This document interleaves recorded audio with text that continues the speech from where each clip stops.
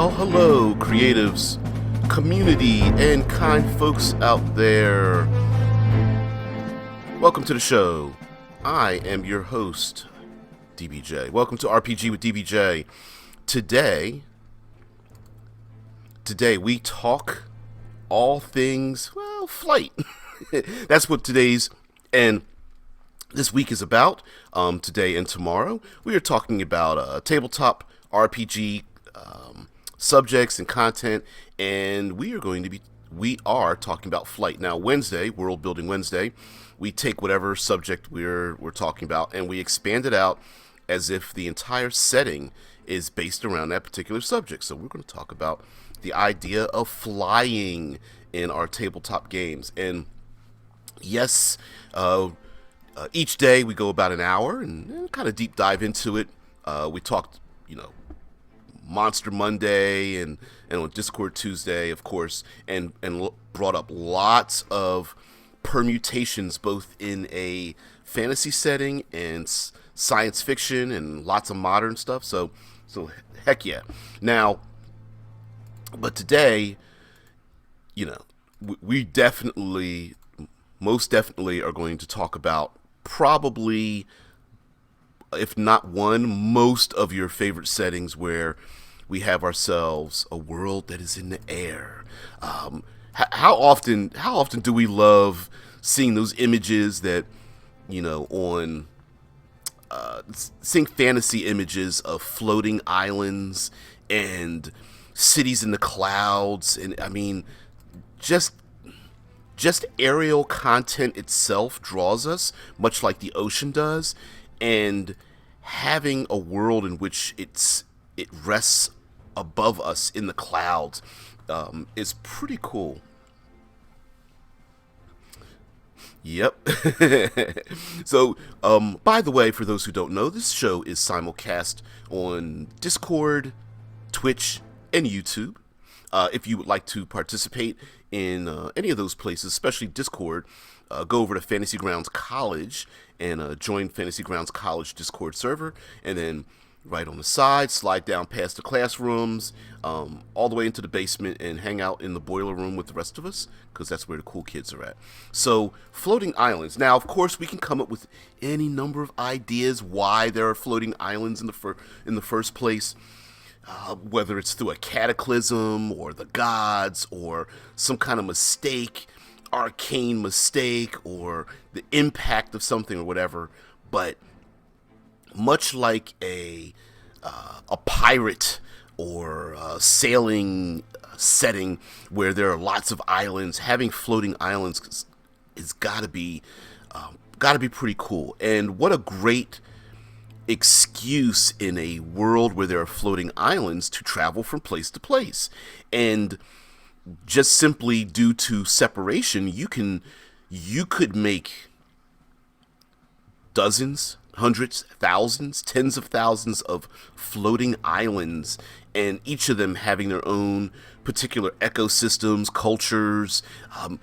You can make them as large or as small as necessary for whatever story elements you want. And the PCs, of course, will have to travel there on, of course, an airship. You gotta love the airships. There's just something...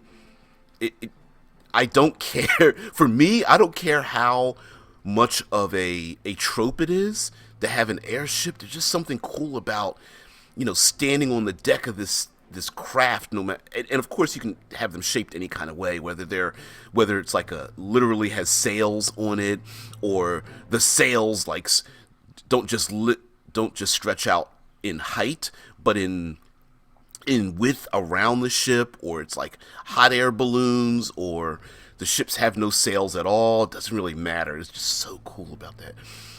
Yeah, Deadman says Dauntless, the computer game, is set on the floating isles in a post-apocalyptic setting. Yeah, there's something about the chunks of Earth floating in the sky that kind of makes you think of a post-apocalyptic setting. More like an aftermath rather than, I don't know, a world forming. Although I suppose a world in its infancy could have, tens of thousands of islands or more that might be slowly moving towards each other. So of course we have to have some kind of excuse for why we have airships in the first place, whether it there's a material or a certain kind of wood, maybe particular kind of trees that dislodge from their roots and they have to be scavenged to make ships and such, or there are various races or cultures that are able to make airships and go from place to place. But the trope of having an airship, the great thing about that is in a meta game, in a metagame excuse, honestly, there is a element of, how do I explain this? You're taking your base of operations with you, right? So, in a role-playing setting, okay, this is, follow me on this. If you have players that can't arrive, or you are handing off, let's say, game mastering duties to someone else, or you're in a group where you're not really certain if the same players are going to be there, you could do this very episodically where, and this applies to any game with a ship, right?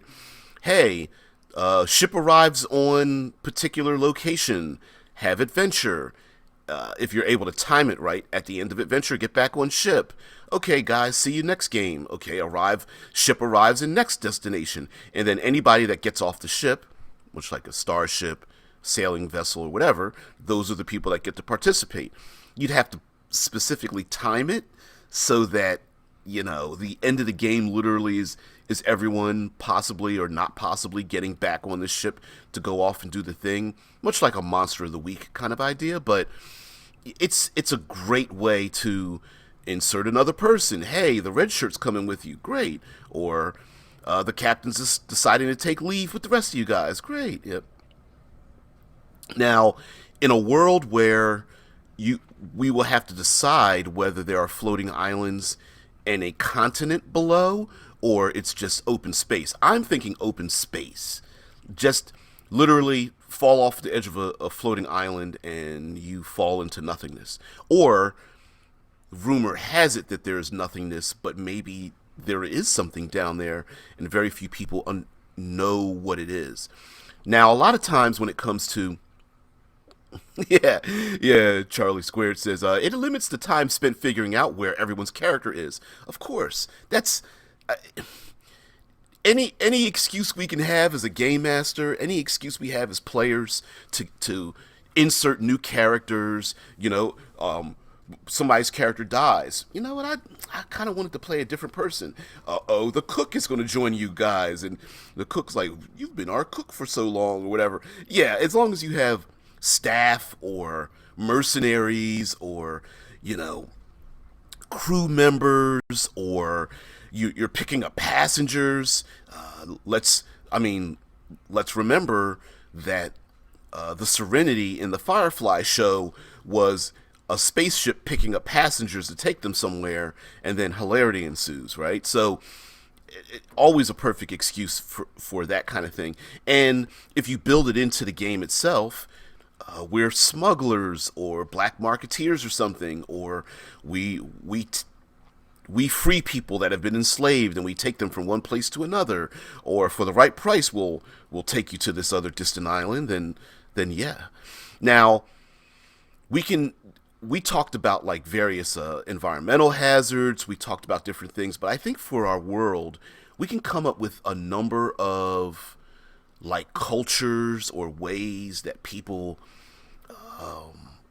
how they interact in this world. So, for example, every island may not have an equal amount of access to flying craft, so they might be very expensive or difficult to build, or others are built but not at the same quality as a particular style of ship.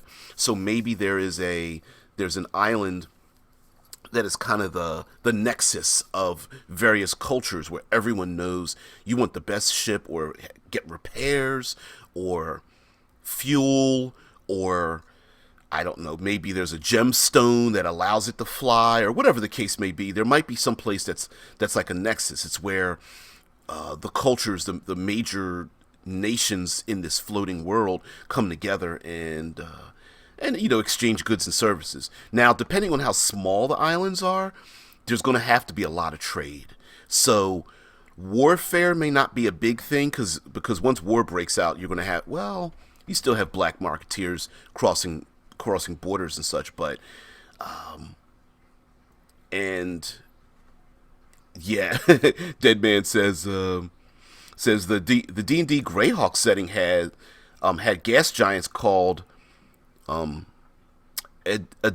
and Nibile or Nibile maybe or Ganibile in the Spelljammer system with a bunch of earth fire chunks floating around inside them. Yeah, we can steal things from both oceanic adventures and space adventures and combine them together so you can have asteroid belts. Maybe there are stable asteroid belts where chunks aren't hitting each other, they're just floating around and you can maneuver in and out and around them. Maybe it's a great place for pirates to hide or criminals or something.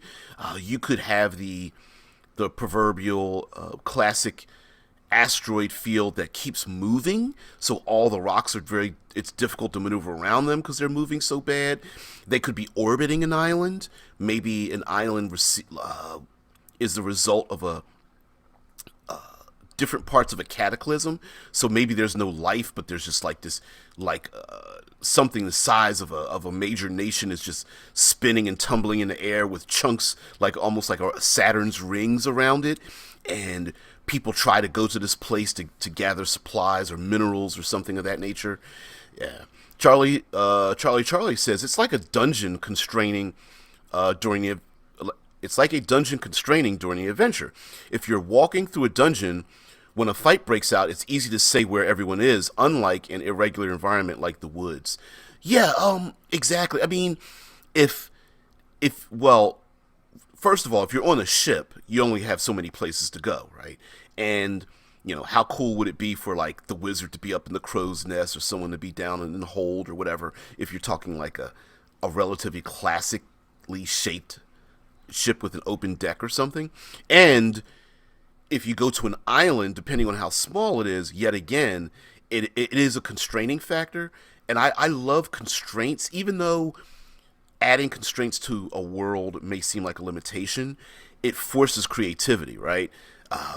So yeah, I love constraints. I love the idea of okay guys, you only have so much space, you only have so many places to go, and of course you always have the threat of falling off the edge of something, right? I mean, because that's basically the biggest threat. Everyone's looking over the edge yeah, I'm gonna have a sword fight with you, but I want to grab onto that rope as well or something. So that's definitely going to be a thing. Scott Poe says the materials to make the good airships come from exotic leathers and reagents in the most inhospitable areas. It is considered good luck to bring adventurers on a journey, obviously. Exactly, right? And much like maritime law is here, there could be a cultural imperative to not wanting to throw people off the edge of boats and islands and stuff, right? Like if you are an individual, even if you're evil or selfish or something, and you get passage on a ship, maybe it's just a normal thing. Listen, if I'm getting passage on a ship, I'm gonna fight to keep the ship afloat, as it were, right? That may just be a thing. Hey, look, we both may have problems with each other, but we're being attacked by a sky kraken, so yeah, we're gonna put our enmity, our adversarial nature aside, so we can go attack this kraken and get the hell out of here, so we can find some place to settle down or something, and then we can hash out our problems. And that might just be a normal. Yeah, hell yeah, I said krakens. Like I said, you can steal if you change swimming or aquatic movement to flight, there's a lot of dangerous things. Yeah, I mean, a giant kraken. What are some other aquatic things you could add to a world? You could even have, what would be really cool is to have like merfolk or something, but they're like aerial. And yeah, flying, definitely schools of flying fish maybe, or some weird combination of literal flying fish with like feathers on them, or you could have flying, definitely winged animals that maybe go into like say griffins or hippogriffs or some other flying animals, and maybe they fly around like pods, similar to dolphins, and they will go after small feeder fish, right? Maybe they might do that. Oh, damn man, puts in the link to the sky kraken. Yeah, uh, puts the link down in the Discord. Yeah, you gotta have a sky kraken. Now, ooh, yeah, Scott Post says an area of waterspout tornadoes.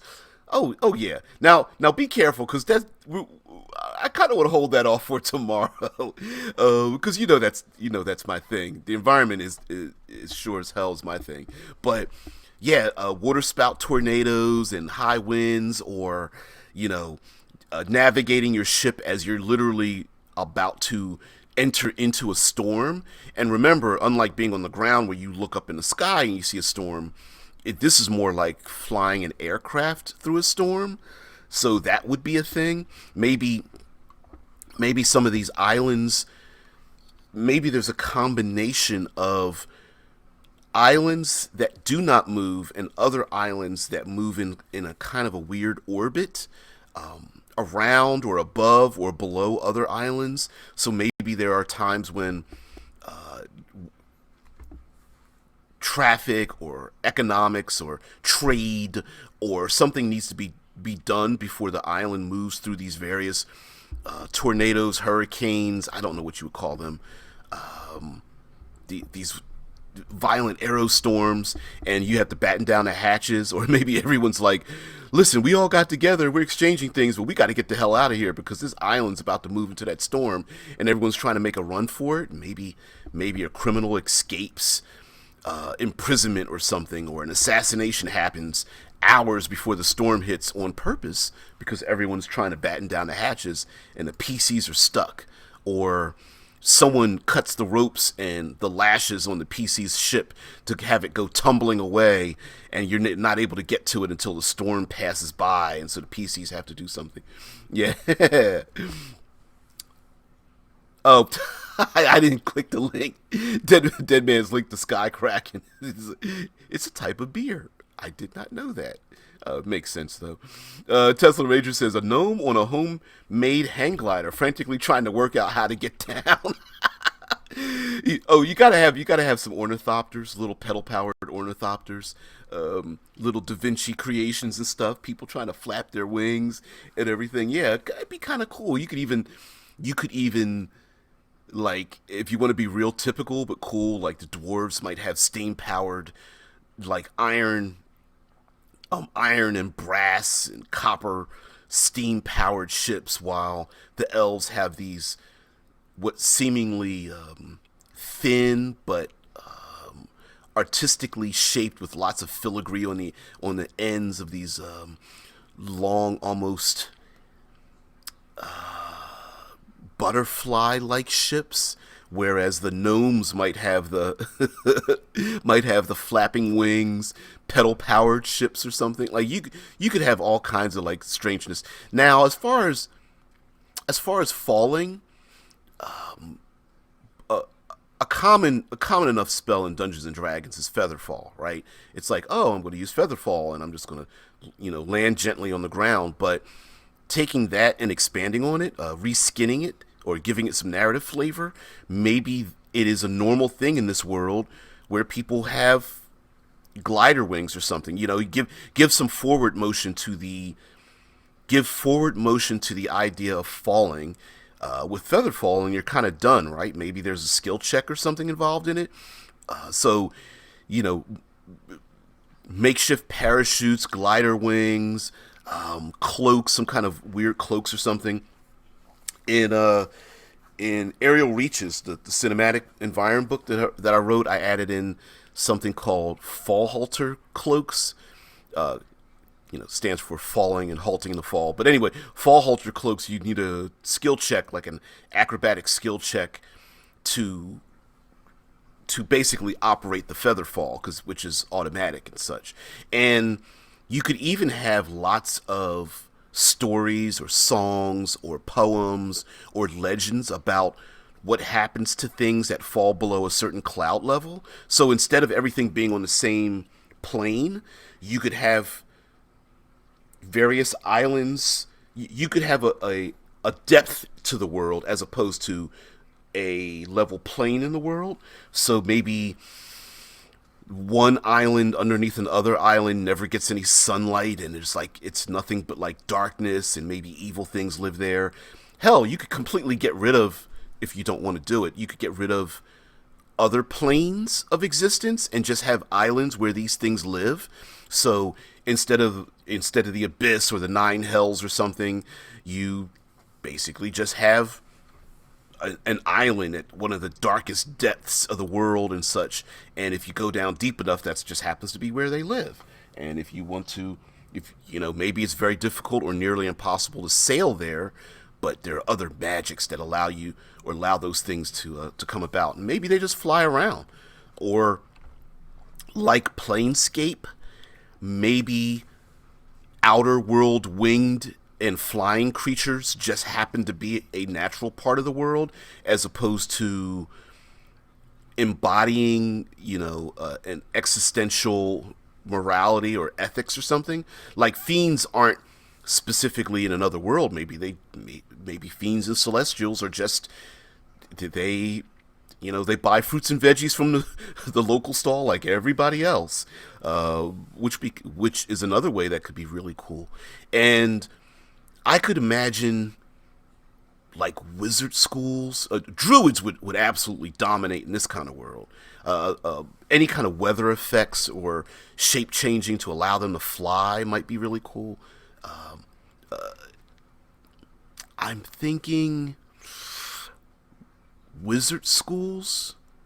And since flight might be ubiquitous, right? Meaning like access for the PCs to flying mounts or contraptions that fly, or hell, just reskin some flying animals and give those stats as mechanical stats to a mechanical thing. Like maybe you could design small little, much like a dinghy would be, a small boat off of a larger craft. Maybe there are these like 2-man or 4-man skiffs that are able to be piloted, much like the skiffs in the Star Wars movies, like on Tatooine, floating across the desert expanse. Maybe there are these smaller vehicles, and that would be a great way for the PCs to be able to travel around from place to place, as well. And we talked about defensive measures against flying things, so you could have like defensive towers on some of these islands, especially the ones that are not in a rural, uncivilized areas. Maybe the more civilized islands have even been. Maybe there's a whole island that's nothing but a giant city, and it has these massive towers, and they're able to communicate with people flying in and stuff. Yeah, Tesla says like an owl plus construct template equals Bubo from Clash of the Titans. Yep, the mechanical little owl. Yeah, I mean, you guys know me. Reskinning anything is pretty cool, right? And if the gnomes have these mechanical animals or skiffs or something like that, why not? Pretty damn easy to reskin, say, a griffin as a mechanical skiff and just give it its same hit points and armor class, and hell, you could even reskin some of the attacks as like the head of the ship has blades or lances on it, or if it's a reskin a manticore as having like a like a makeshift crossbow or something. What is it? A ballista on it on the back end or something like that. Like it, pretty simple, right? Now, in a world with in a floating world, we're going to have to decide how we're going to handle things getting knocked off the edge of other things. Like, in this world, is it instant death? Like, is it like a save or die kind of situation if you get knocked off the deck of a ship or the edge of an island, or I don't know, you float off the edge of a waterfall that's spilling out into the world or something? You'll have to decide that. Like, that's a session zero. I mean, meaning, like, are you gonna do a one and done? Do you want to allow a secondary save or skill roll or something like that? Maybe some sort of like, okay, well, if you fail your roll and you fall off the edge, you can make like a strength roll, or maybe there's some kind of luck or something like that, like a death save, and maybe your foot gets caught in a rope, or you get to dangle on some vines or something, but you lose a you lose a specific item out of your backpack, or you dislocate your shoulder or something like that. You could do that. You're so silly, Omen. Uh, talking about they did remove the mechanical owl in the current remake of Clash of the Titans. He says the Kraken could have been a man in a rubber suit, and I wouldn't have cared if they just included Bubo. Oh, somebody loves themselves some owl, which is all right. But anyway, so now what do the PCs do? Now, of course, you have you can have a very general idea, right? Like Monster of the Week thing, where the PCs they are traders or merchants, or just, you could do a very general adventurers going into danger. Maybe they are sky marshals. Oh man, hey, Omen, have a great one. I know you got to head off to work. It's nighttime for you. It's crack of dawn for me.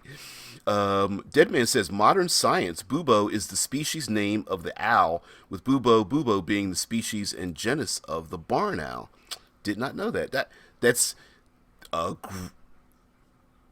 didn't know that, but that is a great. I've stolen that before as well when it comes to like naming conventions. You just kind of do a wiki search and go, oh, what kind of species is it? Oh, that's a great name for it.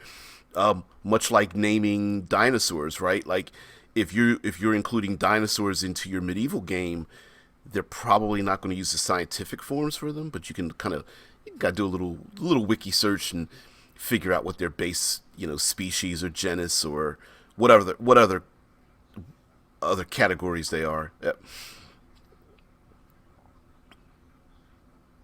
Ah, the mechanical owl Bubo from Clash of the Titans in 1981 has a cameo as the toy Perseus picks up before he leaves on his quest. According to the filmmakers, the cameo was widely debated as to whether to keep it in the film or not. Eventually decided to keep it in the film to please the fans of the original film. Oh, isn't that cute? Yeah, that's just a little one-off, like, oh, here we go. Yep. Oh man. But anyway, okay, so what do the players do? They could be criminals. They could be scavengers as well. They could be a family, a loose-knit family, especially if you have, like, here's a great way to incorporate various play styles into one type of style. And this goes for anything, flight notwithstanding, right?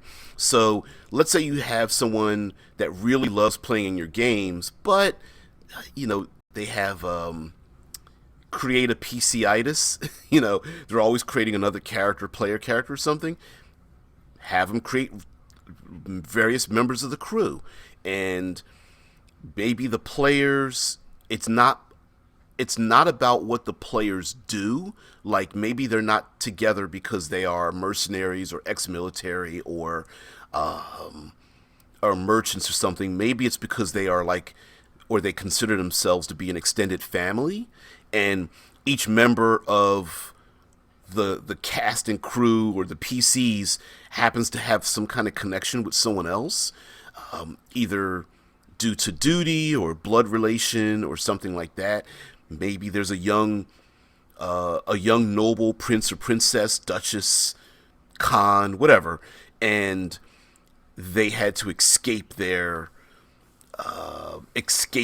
due to a war, and maybe every member of this ship is a member that serves or part of the royal family, like the royal assassin, the sage that teaches the young child, a bodyguard, an aunt, a a once imprisoned, uncle or something, maybe a best friend, and maybe they're all connected in some way, and everyone, it's a matter of both trying to regain the throne, but not get caught because there's power involved in that. Also, considering that you have so many islands, if the players are down for it, they could be part of like, you can use any kind of story trope at all. Like one day, maybe the PCs are, guarding prospectors that are looking for, minerals on some kind of barren floating island. The next game, the PCs are at a massive party because of a festival that happens on this pleasure island or something, and of course hilarity ensues when someone gets killed. Like there could be all kinds of things. Yeah. Oh, nah, you're fine. You're fine. Dead man. Dead man's putting in the species and genus of the Eurasian eagle owl, not the barn owl. You are specificity incarnate. Charlie Squared says the PCs could be part of like a pirate city state composed entirely of ships. They wouldn't have to be pirates either. It could just be like a moving Mos Eisley. Hell yeah! Oh hell yeah! There's no reason like that an island has to be made up of dirt with like, like you always see the floating island where you have like the topography and then the bottom of it always comes to like to a point or jagged point or something. Yeah, why not just have a number of ships that like that are linked together? And what a great, you're gonna have, come on now, you gotta have a fight on this thing, right? Yeah, Charlie's like, I always mention the off the wall concepts. Oh hell yeah! And come on, how cool would it be to have some kind of running fight where the PCs have to jump from ship to ship, running across them because there's like gangplanks and like, I don't know, rope bridges, or a couple of ships are like above the other ones, like it's not just flat, but one's above the other ones, and people like sliding down ropes, and hell, enemies or PCs are making like these huge jumps across open space to get to some other place. That would just be so cool. And now, one big problem. Come on, Fireball, right? You're gonna have a player's like, ooh, I can kill everybody with a fireball, and the simple answer to that is, of course you can. Set somebody's ship on fire, you take out the whole crew. But that means that other people can probably do the same things. So the question would be, why don't people just like lightning bolt or fireball somebody else's ship into nothingness? Like why isn't that a norm? And a good excuse for that is value, right? If you far better to confiscate and steal somebody else's stuff than destroy it, considering probably how valuable those ships are. Maybe there is this piracy, privateer kind of world. It's considered rude. Maybe, yes, yes, there's war. Yes, there's crime. Yes, people get kicked off of ships and walk the plank kind of things and burning somebody else's ship or blasting it into nothingness. But maybe there's like a social faux pas where we all know that these things can be done, but you're just not supposed to do them. And if you get that reputation for like burning people's ships or blasting them out of the sky, that everyone else will come down on your head, whether they're enemies of each other, right?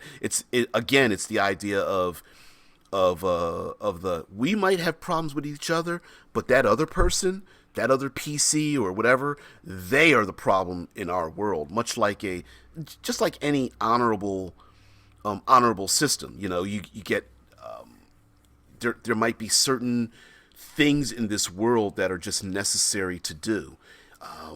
Maybe there are. It is a norm for criminals and things like that to go, hey, listen, I'm just looking for passage, and we might be from different countries and everything, but as long as I get passage, I, I'm not going to do anything to sabotage your ship. You're not going to do anything to hurt me, and once we get to where we're going, we can talk about it on solid ground. But when we're on the ships, maybe they don't have that kind of thing going on, or maybe whatever caused the Shattered Isles to happen in the first place is a threat to everyone. So yeah, there's theft and fighting and war, but maybe there's some kind of overriding. Yeah, Joe. Like you do something to harm the ship, you get spaced. Hell yeah, yes. What, you sabotage the sails? Oh no, I can't pronounce it that. I can't pronounce it the Expanse way, but yeah, you do something to harm the ship, you get spaced. It's the Belta way. I can't, I can't do the weird polyglotted language in the Expanse, but I don't know if that's what you pulled it from, but it very much reminds me of that. But hell yeah, I mean that might be a thing, right? Where fist fights happen, you could pull a knife and stab each other. That's no big thing, but you sure as hell don't damage somebody else's ship. And as a matter of fact, there may even be like some kind of honor or like reputation for returning someone's ship or confiscating a ship, maybe, you know, finding a ship with no crew on it or like a ghost crew or something might be a huge deal. Charlie says, this is how the old Magic is Outlawed setting is created. Okay. People realize that these third level and up spells are too dangerous to be allowed. Ooh. You know what? Okay. So maybe session 0, right? Those third level and up spells, maybe they become the adventure that you go after to get, right? It's not a matter of, oh, well, I went up, let me level up my character. No.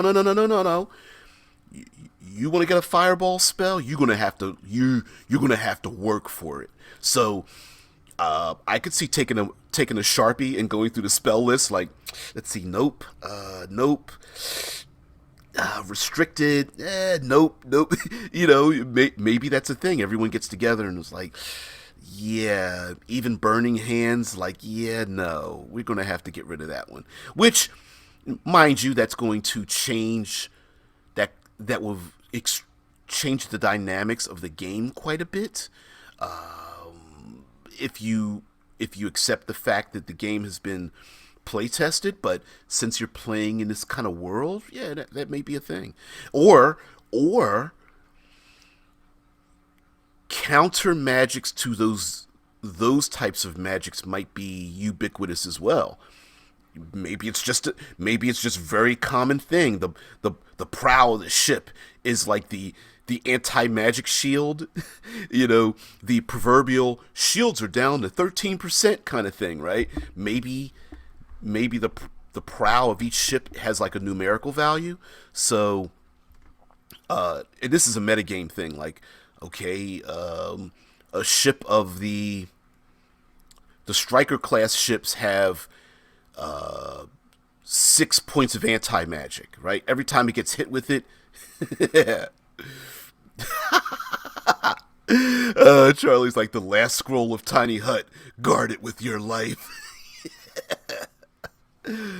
Oh man, I stole this from Tensor. The floating disc is now mine, and I'm handing it to you. Yeah, but it may be a thing. Why not? Why the hell not? And you know, in a way, it's like it could be a fun aside, so that when PCs go up in levels or they learn magic or something like that, now there's a story attached to it, right? You found a distant mentor that is, the pyromantic league that has been outlawed or hunted, and finally you found someone to teach you this magic. But of course they tell you, you can never let anyone know that you are a pyromancer. They are hunting us down or something like that. Like that might be a real thing, because even on a small enough island, if a fire breaks out and there's no fire is extremely dangerous in fantasy, medieval style settings. And yeah, maybe that's a real thing, Of course, you could have anti-magic, like, oh, you've got 6 points of anti-magic on your ship, and someone casts a fireball at the ship, and it dissipates, and now you've got 5 more points left or something. You could do something as simple as that, as well, but I don't know, that's kind of boring. It mechanically works. Story wise, it's boring unless you really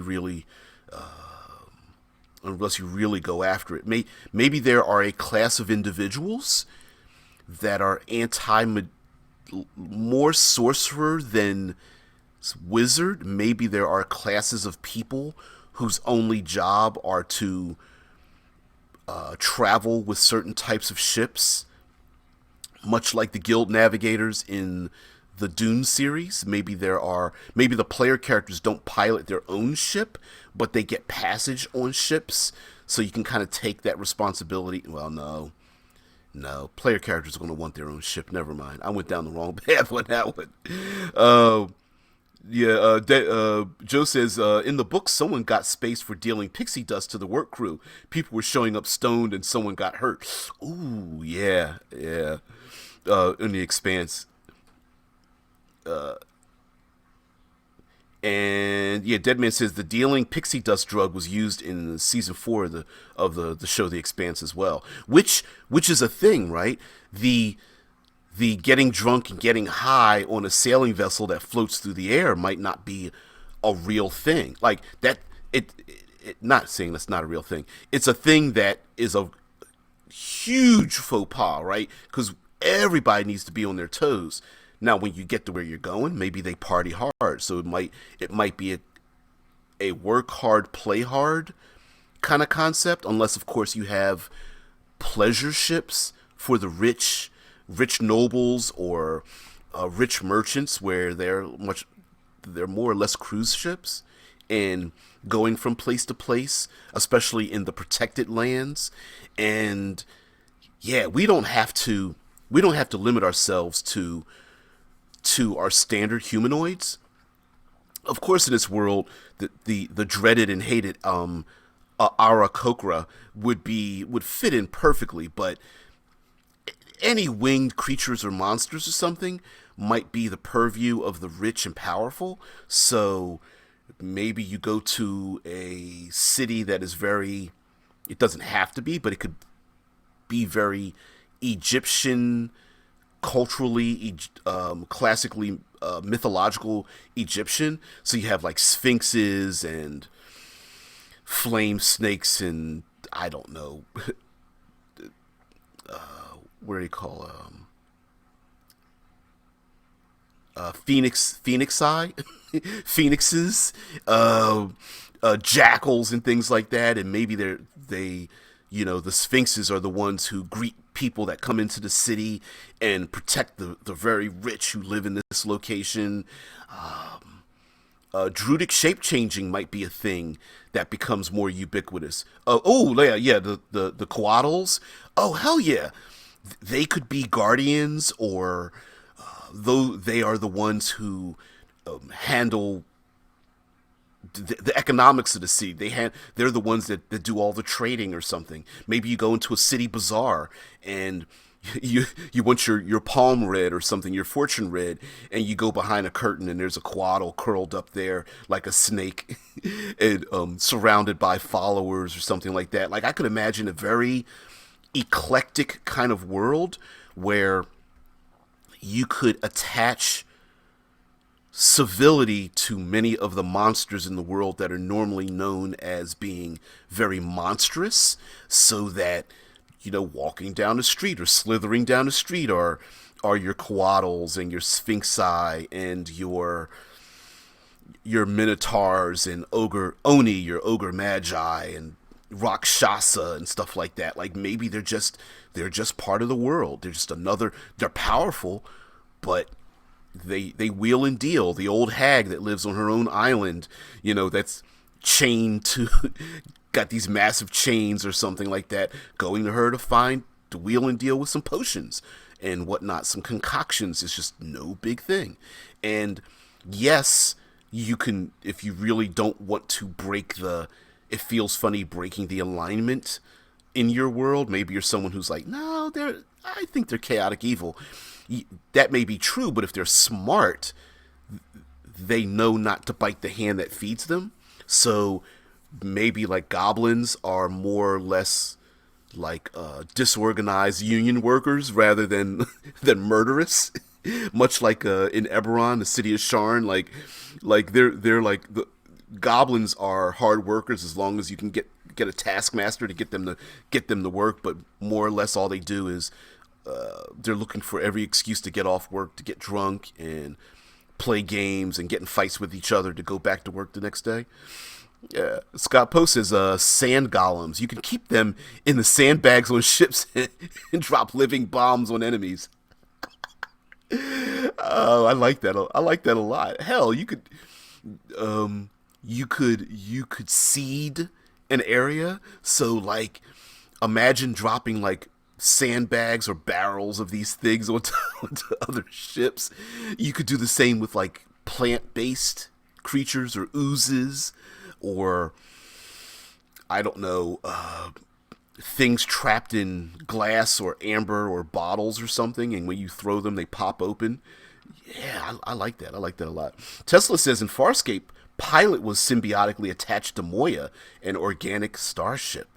Ooh. I believe in Spelljammer they had living ships as well, so no reason not to have them here.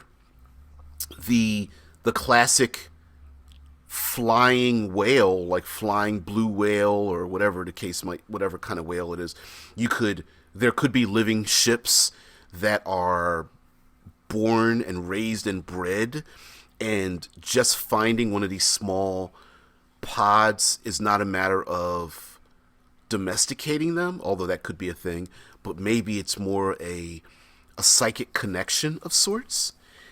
I could imagine a sorceress,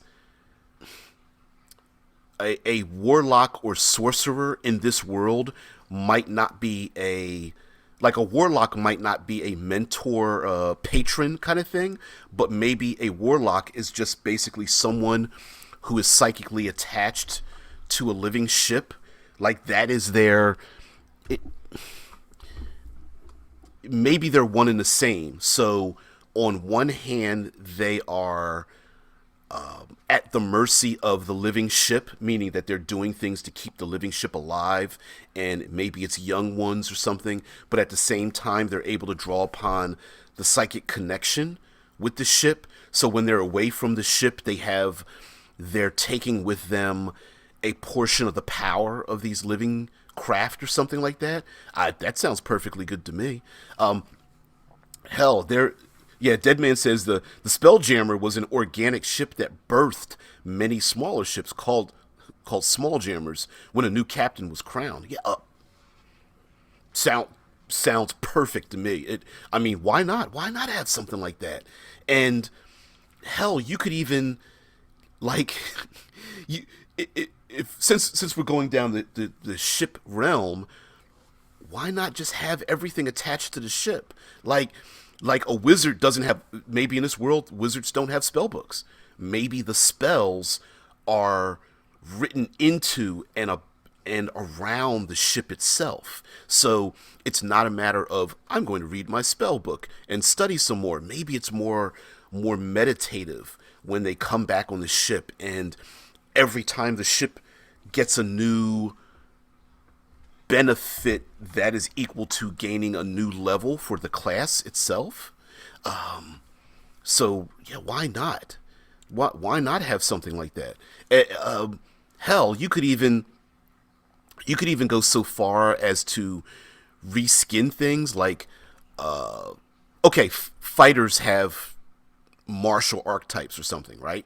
You could reskin all that to correspond to this aerial maritime kind of world where there are different fighting techniques that are used on ships in the islands and in the air and such. Why not? Maybe even like cloaks. What is it? There's a cloak of the bat and winged cloaks or something. Maybe players are able to get those when they pretty. When I say easily, I'm thinking like maybe their expense is like an exotic car in our world. Like they're not rare, but they're rare enough because of their expense or design. But it's still possible to get one, or maybe even hell, maybe even rent them. Like, hey, this ship has a cloak on it. You get to borrow it this time, but next time I get to use it.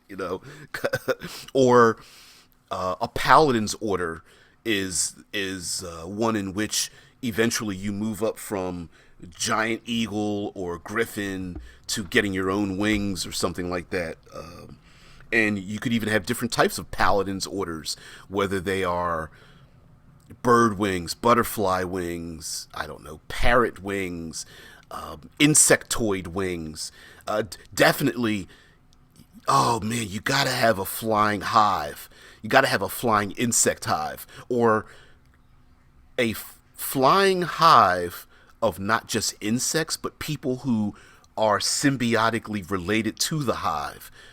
Hell, a PC could even have their own hive as well. But whatever the case, yeah. But you get the point, right? Like you could have a hive of what are they called in Dark Sun? Thrycreen. Maybe there are hives of insectoid beings that are just part of society, and they're always, every time they communicate, they're like, "We're here for the queen." Yes, yes, I know the queen. Yes, yes, yes. I've got 3 sacks of salt. We need the salt for the queen. Yes, I get it. I get it. Do you have? Listen, we trade.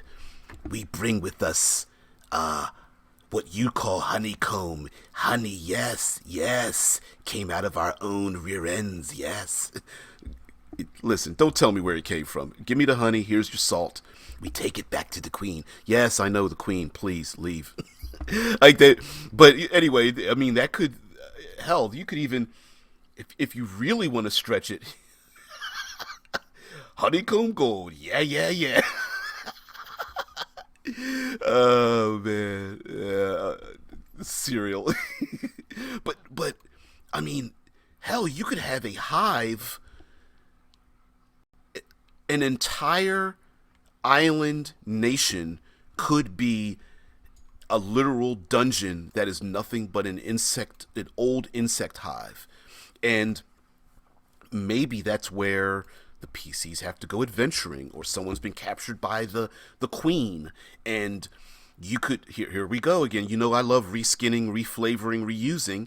Instead of what's something like instead of slotty or demons or devils or what are they called, daemons or something like that, maybe they are instead reflavored as insects or slugs or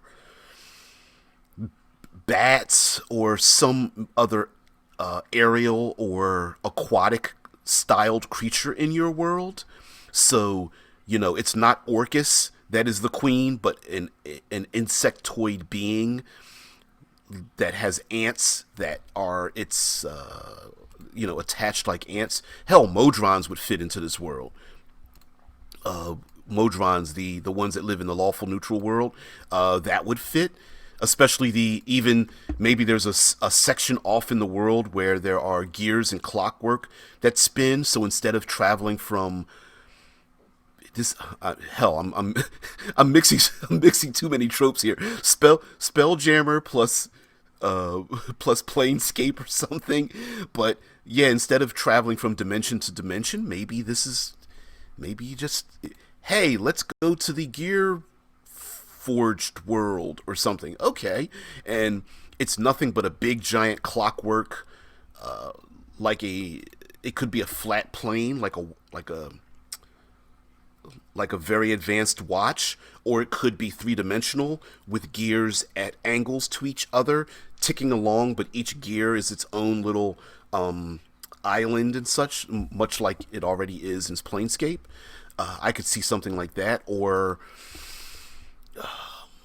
old abandoned ships that are like factories spewing out steam and smoke and ash that are just chugging along, and people live in and amongst them.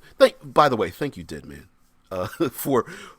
first of all, thank you very much for taking the job seriously. I kind of half volunteered you for it and everything. But for those who don't know, again, as a reminder, as we power down for our the show, we get to the end here. Please, the show is simulcast on Twitch and YouTube and Discord, and this is long form content. If you really want to shape the show the way you want, please participate, like, share, subscribe, follow, get notifications, join live, give me a middle finger, it doesn't matter, any and all of the above. You participate later. As a matter of fact, and this is a little side thing, I believe once the show goes live, when this ends, I open up the next show to go live. I believe you can even put in comments into the live chat, even though the show has not started. I'm not exactly sure if that's true, but I'm pretty sure you can even participate that way. So if you don't want to comment live, or you're unable to participate, please do so that way. By the way, I'm DBJ. I am a contributing writer to Critical Hit Publishing, and we also go.